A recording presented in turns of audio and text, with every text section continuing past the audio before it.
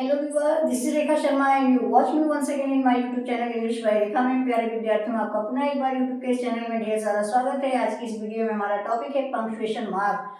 जो punctuation mark होता है वो हमारे इंग्लिश के लिए बहुत ही इंपॉर्टेंट टॉपिक होता है और बहुत बच्चे इसको ना जानने के कारण बहुत सारे मिस्टेक कर देते हैं कि कहाँ फुल स्टॉप लगाना है, कहाँ कॉमा लगाना है, जिसके थ्रू आपका क्या होता है कि बोर्ड एग्जाम में नंबर जो होते हैं माइनस कर दिए जाते हैं। ठीक है, अभी हम लोग स्टेप बाय स्टेप स्टडी करेंगे जिससे आप बहुत ही क्लियरली जान पाओगे कि किस पंक्चुएशन मार्क का हमको कहाँ प्रयोग करना है। तो let's see and start the video.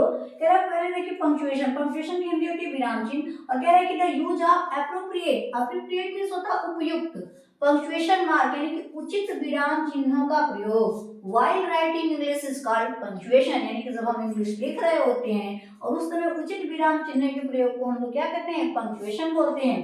अब देखिए काइंड्स ऑफ पंक्चुएशन, तो there are 40 primary punctuation marks in English. तो इंग्लिश में क्या होते हैं कि टोटल 14 प्राइमरी जो पंक्चुएशन चिन्ह होते हैं, विराम चिन्ह होते हैं। अब इसमें देखिए पहला आता है जिसको पीरियड या फुल स्टॉप बोलते हैं, जिसकी हिंदी होती है पूर्ण विराम। अब देखिए यूज ऑफ फुल स्टॉप, सबसे पहले देखिए इन the end of assertive and imperative. Assertive पता है स्वीकारात्मक बात जिसमें आपके अफर्मेटिव और नेगेटिव दोनों आएंगे। इसी तरह से इंपेरेटिव है जिसमें कोई कमांड कोई रिक्वेस्ट की गई होगी। ठीक है, जैसे ही read a book.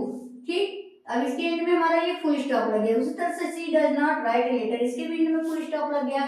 Thank you, उसे धन्यवाद करो, यानी कि आपका इंपेरेटिव सेंटेंस हो गया। ठीक, कीप क्वाइट, अब इसके भी एंड में क्या हो गया, हमारा फुल स्टॉप लग गया। ठीक, इस चीज को आपको समझ में आ रहा है।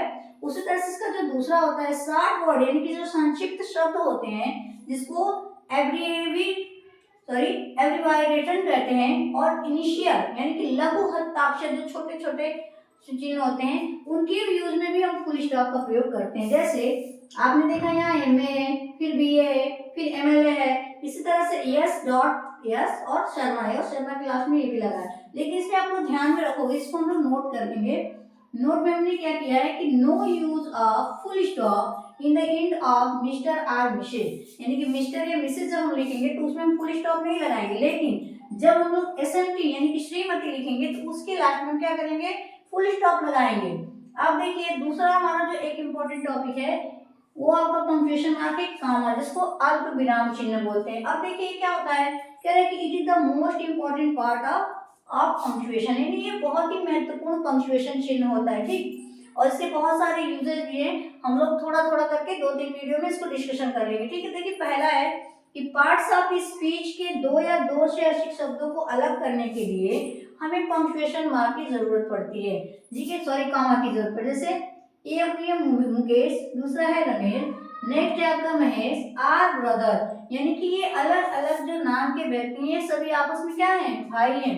इसी तरह से the journey was long dull and dangerous, यानी कि जो यात्रा थी लंबी थी, भद्दी थी और खतरनाक थी। ठीक, अब देखिए नॉमिनेटिव ऑफ एड्रेस, यानी कि किसी को संबोधित करने के रूप में, जिसको वोकेटिव केस बोलते हैं।